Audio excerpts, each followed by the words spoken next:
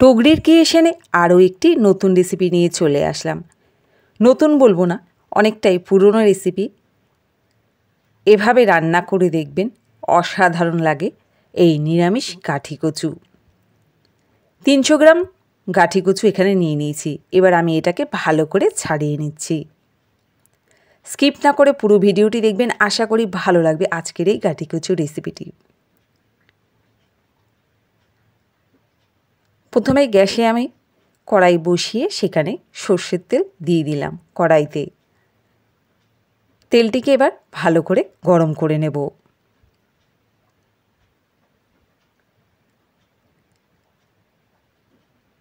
গাঠি কচুগুলোকে এইভাবে ভালো করে আমি ছাড়িয়ে নিয়েছি আর গোটা গোটাই রেখেছি।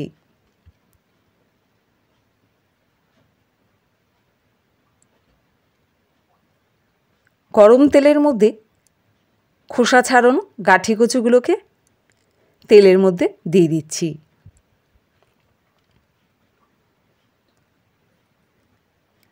দেশ বিদেশ থেকে যে যেখান থেকে ভিডিওটি দেখছেন কমেন্ট করে অবশ্যই জানাবেন কোথা থেকে দেখছেন। ভিডিওটি ভালো লাগলে একটি লাইক দিয়ে কমেন্ট করে জানাবেন আজকের এই গাঠি কচুর রেসিপিটি কেমন লাগলো। সবকটি গাঠি কচু এবার ভালো করে তেলের সাথে ভেজে নেব।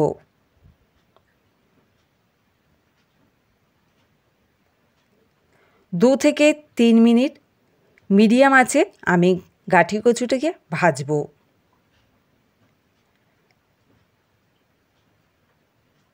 গাঠি কচুর মধ্যে এবার আমি দিয়ে দিচ্ছি হলুদ আর দিয়ে দেব স্বাদ মতো লবণ।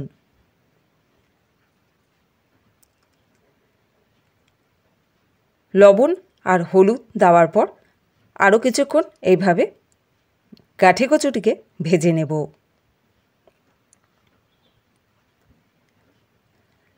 যে পদ্ধতিতে আমি রান্না করছি এই পদ্ধতিতে গাঠি কচুর রেসিপিটি তৈরি করে দেখবেন। গাঠি কচু সিদ্ধ হতে বেশি সময় লাগবে না আর গলাও ধরবে না। গাঠি কচুর রেসিপিটি তৈরি করতে এখানে আমি মশলা নিয়ে নিচ্ছি।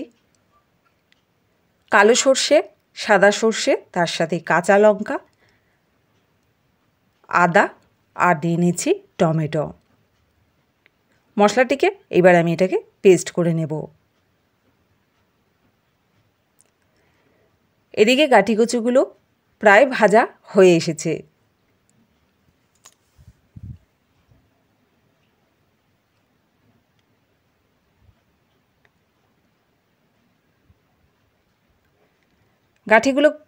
কচুগুলোকে এমনভাবে ভেজে নিতে হবে যাতে ভাজতে ভাজতেই অর্ধেক সিদ্ধ হয়ে যায়।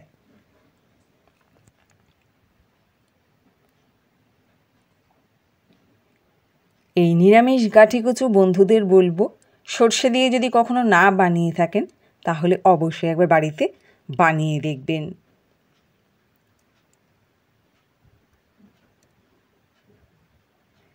মুখে দিলেই গলে যাবে গাঠি কচু এভাবে বানালে।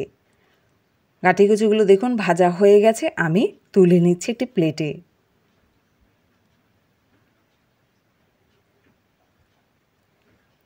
নতুন রাঁধুনিদের তো বলবো ছটপট শিখে নিতে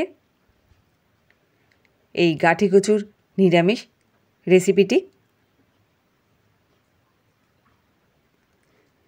সমস্ত গাঠি কচুগুলোকে একটি প্লেটে তুলে নিয়েছি। কড়াইতে যে তেলটি আছে এই তেলেই বাকি রান্নাটা করে নেব।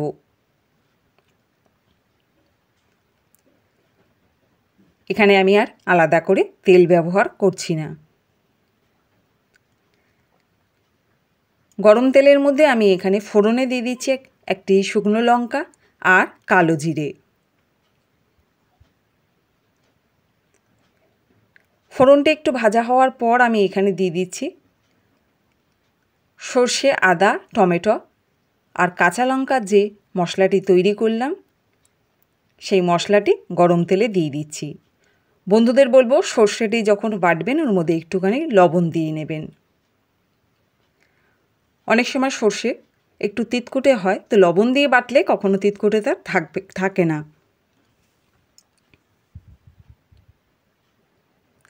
খুব কম সময়ে এই গাটি কচুর রেসিপিটি তৈরি করে নিতে পারবেন।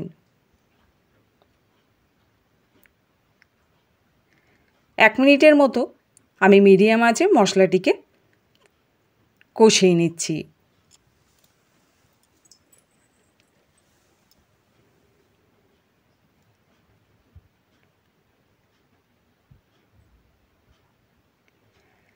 যেখান থেকে ভিডিওটি দেখছেন ভালো লাগলে সাবস্ক্রাইব করে অবশ্যই পাশে থাকবেন আর একটি লাইক দিয়ে ভিডিওটি দেখবেন আর কমেন্ট করে জানাবেন আজকের এই সর্ষে দিয়ে নিরামিষ গাটি কচুর তরকারিটি কেমন লাগলো।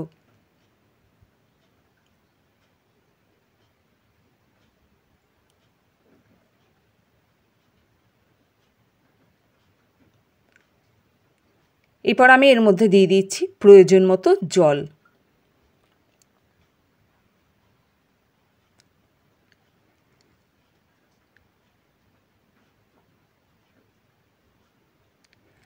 জল দেওয়ার পর আমি এখানে দিয়ে দেব স্বাদ মতো লবণ আর দিয়ে দেব প্রয়োজন মতো হলুদ। গাটি কচুর এই রেসিপিটি তৈরি করতে যা যা আমি নিয়েছি সমস্ত কিছু আমি আমার মতো প্রয়োজন মতো জিনিসগুলো নিয়েছি। আপনারা যদি এই রেসিপিটি তৈরি করতে চান আপনাদের প্রয়োজন মতো সমস্ত কিছু নিয়ে নেবেন।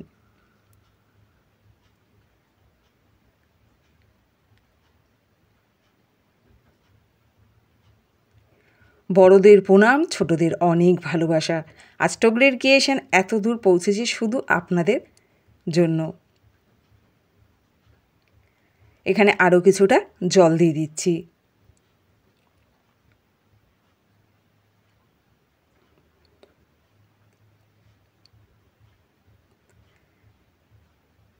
যতক্ষণ না এভাবে ফুটছে মশলাটি ততক্ষণ গাটি কচুটা দেব না। ভালো করে ফুটে যাওয়ার পর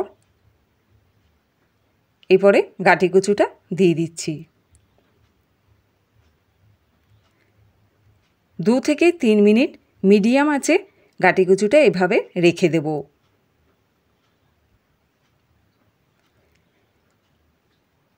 একটু মশলার সাথে ভালো করে নাড়িয়ে নিই। এই ঝোলঝোল ভাবটা থাকবে না, গাটি কচুগুলো সিদ্ধ হবে যখন পুরোটা টেনে যাবে।